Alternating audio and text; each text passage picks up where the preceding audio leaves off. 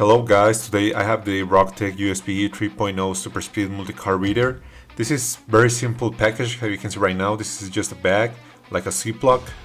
Let's just open it and we're going to have the multi-card reader right now. It's very simple, so I leave a photo next with the cards that you can plug in into this device, okay? How you can see right now, this device is made of metal and it looks pretty good at the first look, so look by yourself. Okay, so you can see right now we can plug in the TF card, SD, MS, M2, XD, CF card. This device supports speeds up to 5 GB per second and it's only $69.99, so it's pretty cheap.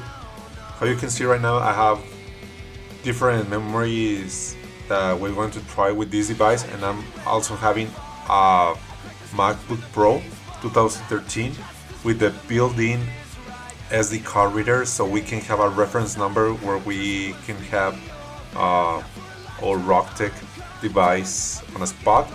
So in pretty basics, this is a fastest way to have our SD card connected to our PC, and also we have tons of cards that we can connect on this device, so I can recommend it. This works very well on my old device, and if you don't have a SD card reader, you can buy this one.